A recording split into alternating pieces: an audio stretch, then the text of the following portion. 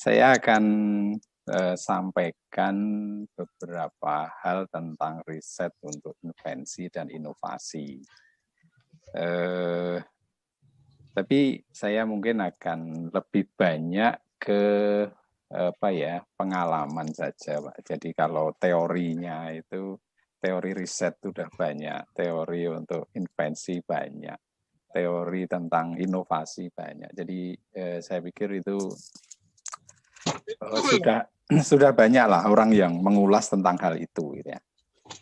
Tapi saya akan lebih ke cerita pengalaman yang saya jalani selama ini, gitu ya, selama berapa tahun ya? Mungkin 20 tahun atau mungkin belum ada ya, sejak saya pulang dari Delft itu, aktivitas yang saya lakukan sampai sekarang. Dan mungkin dengan pengalaman atau cerita pengalaman itu menjadi lebih orang menjadi lebih mudah melihat, memahami gitu tentang proses-proses yang kami lakukan. Nah, saya sendiri saat ini kebetulan menjadi kepala pusat inovasi alat dan piranti kesehatan. Atau kalau dalam Center for Innovation of Medical Equipment and Devices, kami singkat CIMEDS.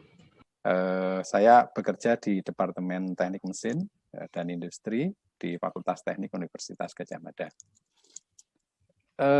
Sekilas tentang CIMED adalah ini. Jadi kami punya grup riset gitu yang dulu kami bentuk tidak sengaja. Tapi dasarnya adalah karena ada peristiwa besar di Jogja yang namanya gempa Bantul. Kami punya kejadian gempa Bantul itu tahun 2006. Dan saat itu, pada saat gempa Bantul itu, saya setahun pulang dari sekolah gitu, dan ada satu yang membuat kami saat itu tertegun adalah ketika terjadi gempa, banyak sekali korban itu membutuhkan operasi tulang. Yaitu patah tulang itu banyak terjadi. Kenapa? Karena ketika gempa itu banyak orang kejatuhan almari, kejatuhan rumah, kejatuhan apa aja gitu. Banyak hal tembok dan sebagainya. Dan itu membutuhkan operasi ortopedi. Dan satu hal, ketika itu terjadi, kebutuhan akan alat-alat dan dalam hal ini adalah implan penyambung tulang itu luar biasa saat itu. Dan dalam waktu singkat itu susah untuk didapatkan gitu. Kenapa? Karena ketergantungan impor kita besar gitu. Nah, karena itulah kemudian saat itu kami bersama beberapa teman dan satu orang dokter ortopedi namanya Dokter Puntodewa. Kepikir apakah tidak mungkin toh implan kayak gini itu kita buat sendiri kan gitu. Nah, dari situlah kemudian kami mencoba untuk memahami, mempelajari, melihat yang ada, kemudian belajar dari pengalaman negara lain seperti apa, kemudian juga lihat kemungkinan yang bisa kita lakukan apa di Indonesia dan kita punya apa sebenarnya itu latar belakangnya seperti itu. Jadi dari situlah kemudian kita berjuang untuk mewujudkan dan kenyataannya ya jadi juga. Nah, ini kemudian proses ini memang ada dua tahap, proses jangka pendek dan jangka panjang. Jangka pendeknya kalau cuma hanya membuat itu tidak sulit, Pak, gitu. Membuat gitu. Karena kemudian ada sampelnya. Tapi yang kemudian menjadi sulit adalah ada hal-hal yang di dalam proses pembuatan itu kita tidak bisa tahu sesungguhnya seperti apa negara-negara maju itu membuatnya gitu. Sehingga kita kemudian bisa compete, bisa setara, bahkan bisa lebih, dan bisa punya kelebihan. Nah, itulah kemudian kita butuh proses panjang untuk melakukan riset itu, kan gitu. Itu yang sekilas. Makanya kemudian kami punya serangkaian riset panjang dari proses pengukuran tulang, pemodelan tulang, kemudian sampai ke perancangan, pengujian, sampai ke pemasangan ke pasien. Itu proses yang panjang. Makanya saya sebut ini riset yang panjang gitu. Jadi ini proses riset yang kemudian juga menghasilkan inovasi, semoga kemudian kita punya paten-paten yang kita buat dari riset ini, tapi ini berdurasi panjang. Ya, oke. Kemudian saya sedikit mungkin kalau ingat diagram Kotelnikov ini. kita selalu memulai dengan riset dasar, riset terapan, riset kemudian kapasitas iptek dan sistem produksi. Artinya sudah sampai ujung dan kemudian masuk komersial. Nah, di riset-riset panjang itu biasanya dimulai ya seperti ini, dari riset dasar, riset terapan, riset peningkatan kapasitas iptek gitu. Nah, kalau di perguruan tinggi biasanya semua proses itu akan menghasilkan reputasi, yaitu dari riset dasar akan punya publikasi, riset terapan punya publikasi, prototipe, paten, kemudian yang difusi dan pemanfaatan iptek kita punya produk komersial. Produk komersial itu bisa baru, bisa perbaikan. Kenapa perlu saya sampaikan ini? Karena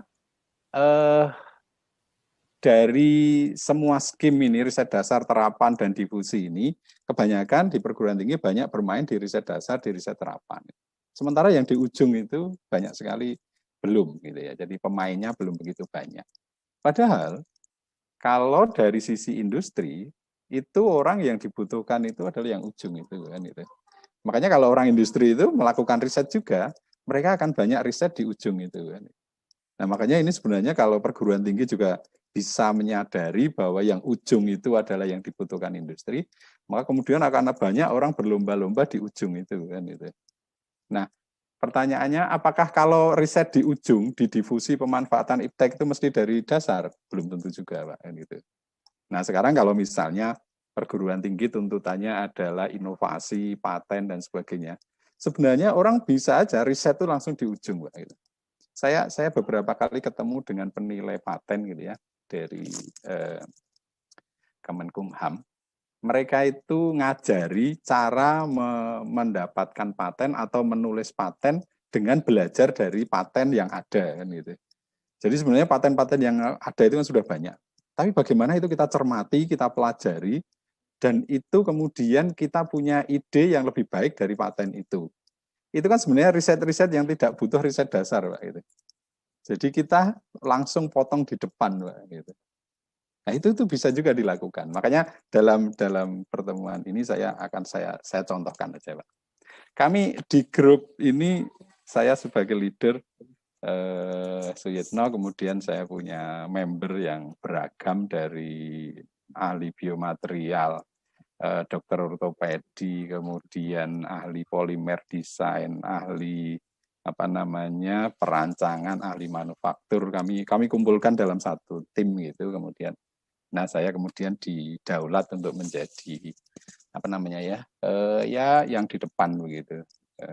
Dan saya sendiri bidang saya itu sebenarnya orang metalurgi dan manufaktur. Jadi ya relatif ya jauh juga sebenarnya. Tapi bahwa semua produk itu butuh material, bahwa semua produk itu butuh manufaktur, itulah kemudian saya bisa lakukan kan gitu. Itu kenapa saya berada di sini. Nah, impian kami tahun 2006 ketika gempa Bantul itu, kemudian terwujud ketika terjadi gempa di Padang, dan kemudian juga ketika terjadi gempa tsunami di Palu. Jadi mimpi kami kalau nanti itu ada kejadian gempa, kebutuhan implan mendadak jumlahnya besar, karena kami itu ada di Indonesia, kami bisa segera kirimkan dalam waktu singkat. Gitu. Dan ternyata tahun 2018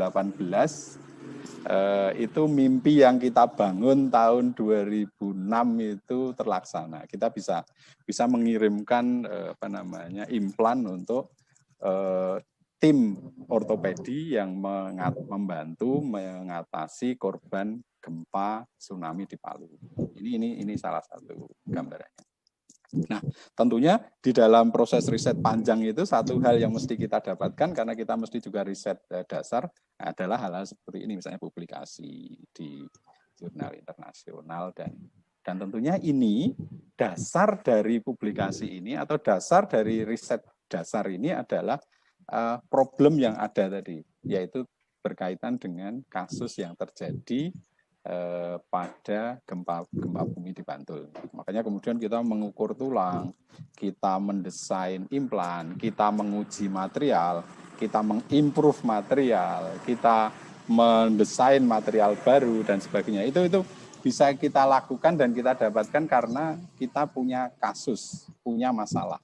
Jadi yang pertama tentunya adalah ada masalah yang real, yang kemudian itu harus kita selesaikan. Nah, dari proses menyelesaikan masalah itu kemudian banyak hal bisa kita teliti.